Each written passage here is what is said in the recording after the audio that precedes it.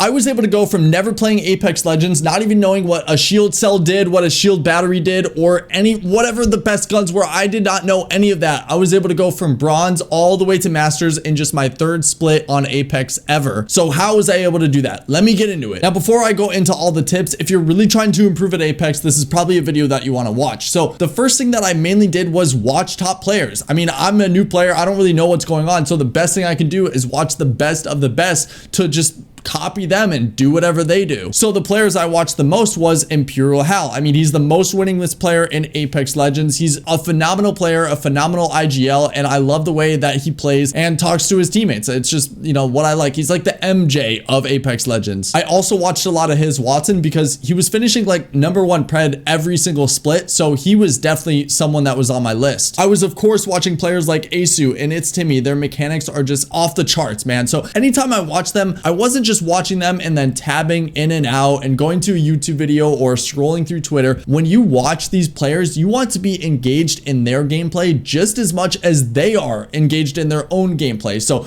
you want to be making decisions in your own head about what you would do in their situation. So you want to be focused like you are actually the one playing the game. And just this little tweak is going to make you improve a lot more because you're going to install that decision making into your brain, what you're consuming on the screen, and then you're just automatically going to start doing some of those things in your own gameplay. Now, another thing that I did is I wrote down notes, which I'm going to get my notebook right here and share some of them with you. Now, just so you know, the notes aren't mainly to go back and read them and like study them like it's a test. The reason that you're writing down notes is because there was a study done that said if you write down notes, it installs the thing that you're writing down in your brain a lot easier, a lot better, and a lot more permanent. So if you're watching somebody and you might just forget what's going on, what happened, or what you thought about. So writing them down actually makes you remember a lot easier. So I would write down things like staging, bridge, head glitch is a good heady, and yeah, that's staging in World's Edge. Use comms like rally point for stabilization or if about to push. At close to end zones, you can do a hit and run third party, don't ever commit or don't overcommit.